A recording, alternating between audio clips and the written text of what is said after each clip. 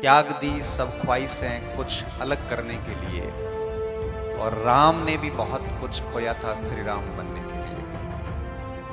ये तरकीबें, ये स्किल इतनी आसानी से हासिल नहीं होती। आपको बहुत त्याग करना पड़ता है चीजों का। और मैं कई बार कहता हूं कि अगर नया जीवन लेना है, अगर नया व्यक्ति बन के बाहर निकलना है, अगर नए रूप में आपको बाहर आना है, नया अवतरण करना है, तो दफन होना पड़ता है। जब तक दफन नहीं होते तब तक नयापन नहीं आ पाता। एक बीज को पौधा बनने के लिए भी दफन होना पड़ता है। अगर आप चाहते हैं कि आपका एक नया वर्जन दुनिया के सामने आए,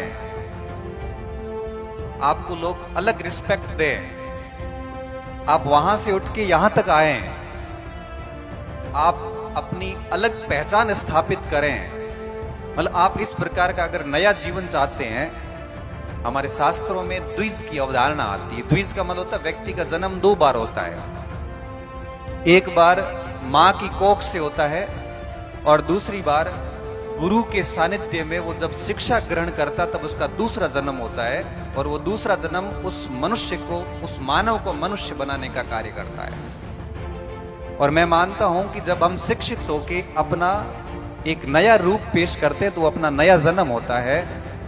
और नया जन्म जो है, ये जो द्विज की धारणा है, अगर आपको नया जन्म लेना है तो मरना पड़ता है, दफन होना पड़ता है। कई बार स्टूडेंट कहते सर मेहनत नहीं होती, ये नहीं होता। तब मैं कहता हूं कि स्वर्ग जाने के लिए मरना खुद को ही पड़ेगा। अगर आप स्वर्ग चाहते हैं जीते जी, तो आपको खुद को मरना पड़ेगा। कोई और आपको अपने टारगेट के नजदीक नहीं ला सकता। अपने अपने युद्ध है, हर युग में अपने को ही लड़ने पड़ेंगे और समय के शिलालेखों पर खुद को खुद ही गढ़ने पड़ेंगे। कोई आपके इस युद्ध में साथ नहीं देगा। आप अकेले हैं और आपको ही लड़ना है। और बिना लड़े कुछ भी प्राप्त नहीं होता, क्योंकि एक स्टूडेंट के सामने बहुत चुनौतियां होती है। आर्थिक संकट होते हैं उनके सामने, पारिवारिक दबाव होता है, सामाजिक रूप से भी दबाव होता है, उसके सामने एक रिजल्ट देने की एक आपके लोगों की उम्मीदें होती है, उम्र बढ़ रही होती है और बेरोजगारी को दूर करने का एक बहुत गजब सा प्रेशर होता है, खुद पे अविश्वास की स्थिति आ जाती है और स्टूडेंट बहुत सारी चुनौतियों का सामना करता है। और इन सारी चुनौतियों से लड़ता लड़ता एक व्यक्ति जब सफल हो जाता है तो वो सारे संघर्ष पर ठप्पा लग जाता है जो उसने पिछले कई वर्षों से किया होता है। इसलिए मैं विद्यार्थियों को कहता हूं कि जब भी आप अपने कर्तव्य पथ पे रवाना हो जाए तो पीछे मुड़ के नहीं देखें, बहुत मेहनत करें, बहुत ईमानदारी से मेहनत करें। और आप बड़े सौभाग्यशाली हैं कि आप शिक्षा के क्षेत्र में आए हैं और शिक्षक प्रशिक्षण प्राप्त कर रहे हैं।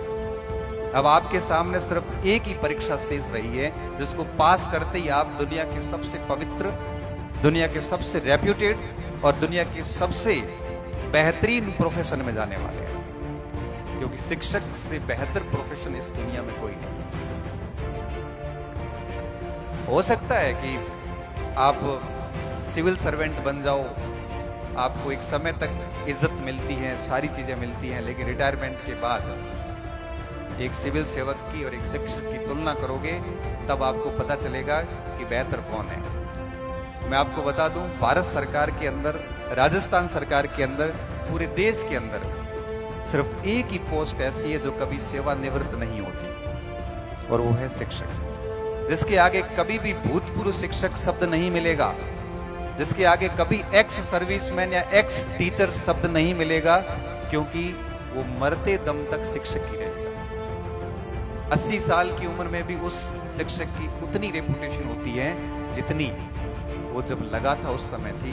उसकी इज्जत समय के साथ में, ज्ञान और अनुभव के साथ में बढ़ती जाती है। इसलिए मैंने कहा था कि आप जो है अपनी स्किल डेवलप कीजिए, जैसा कि जाम्बू जी ने कहा था कि जुक्ति डेवलप कीजिए।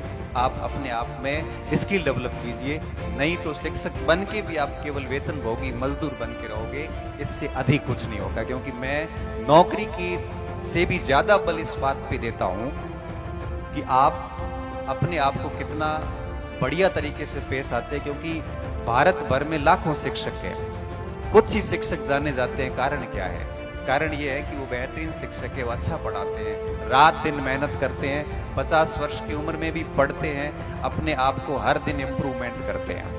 आप आज घर जाके सोचना कि आप अपने आप में क्या इम्प्रूवमेंट कर रहे हैं। मुझे अच्छे से याद है कि जब मैं दिल्ली गया था आईएएस मेंस की तैयारी करने के लिए, और कुछ दिन वहां रहा, 10-15 दिन तो स्टार्टिंग में पढ़ाई हुई नहीं, दिन पूरा समय यूं ही जा रहा था और जाके सो जाते रहे, ऐसा लग रहा था कि ठीक ठीक पढ़ रहे हैं। तभी एक मित्र ने, हम यही डिस्कस कर रहे थे पार्क में, तो एक मित्र बोले कि कैसी चल रही पढ़ाई। मैंने कहा अच्छा चल, तो दिन में क्या क्या पढ़ लेते? मैंने कहा ये चीजें पढ़ रहे हैं। तो उन्होंने कहा तो बहुत कम है।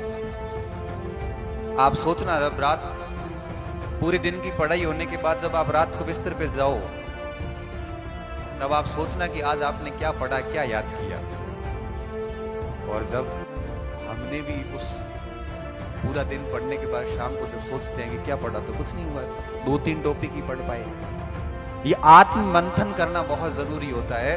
और बीएड करने वाले बच्चे, बीएसटीसी करने वाले बच्चों को मैं देखता हूँ, ये बच्चे आज की पीढ़ी आत्म मंथन नहीं करती। ये चल रही है बस भीड़ के हिसाब से चल रही है। आप सोचना कि आप किस पृष्ठभूमि से आए हैं और वास्तव में आप कर क्या रहे हैं। अगर नहीं कर रहे हैं मेहनत, तो कुछ भी हासिल नहीं होगा, क्योंकि बिना मेहनत के कभी कुछ भी प्राप्त नहीं होता है, कुछ भी प्राप्त नहीं होता है। और शॉर्टकट से प्राप्त की गई सफलताएं नहीं होती है, वो केवल आंशिक रूप से या अल्पकालिक वाहवाही होती है, दीर्घ काल में आपको बहुत बुरी तरीके से गिराने वाली है। इसलिए मेहनत करिए और अपने आप को उस कदर बनाइए कि आप अपने आप को एक नया जन्म दे सके। और मैं कहना चाहूंगा आपको कि इस जीवन के अंदर आपके सामने बहुत बड़ा मंच है, बहुत अधिक अवसर है। जितना अधिक इन अवसरों को बनाओगे, क्योंकि हर कार्य को समय पर करना पड़ता है। अगर आप टाइम पर कार्य नहीं करते हैं तो फिर उस कार्य का कोई महत्व नहीं रहता। 25 साल की उम्र तक पढ़ना था, हम अगर 30-35 के बाद पढ़ना शुरू करेंगे तो कोई इसका इंपॉर्टेंस नहीं है, क्योंकि कार्य का महत्व तब होता है जब हम उसको समय पर करते हैं। अभी आपके पास जो समय है ये पढ़ने का है, और अगर आप इस समय बढ़िया पढ़ाई नहीं करते हैं तो निश्चित तौर पे आप उस परिणाम को प्राप्त नहीं कर पाएंगे जो आप परिणाम प्राप्त कर सकते थे।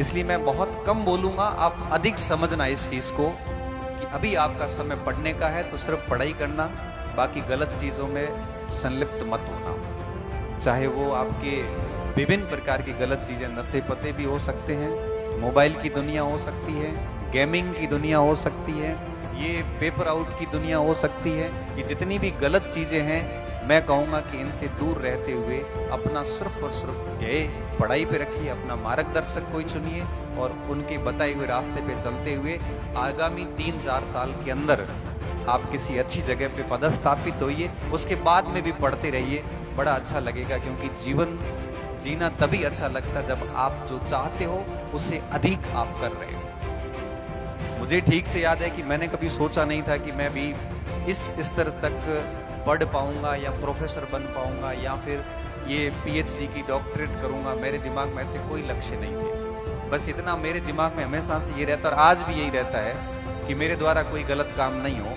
बस मैं मेरे काम करता जाऊं, पढ़ता जाऊं। क्योंकि जन्म लेना आपके बस में नहीं है, आपका वंश कौन सा होगा या आपके वश में नहीं है। आप अमीर होंगे कि गरीब घर में जन्म लिया, ये आपके वश में नहीं है, लेकिन पुरुषार्थ आपके वश में है। आप पुरुषार्थ करके ये सारे के सारे धब्बे खत्म कर सकते हो, बाकी सब बहाने हैं। और अगर आप पुरुषार्थ करके अपने आप को अलग लेवल पर स्थापित करते हो, तो आने वाली पीढ़ियों को आप कुछ उदाहरण दे सकते हो।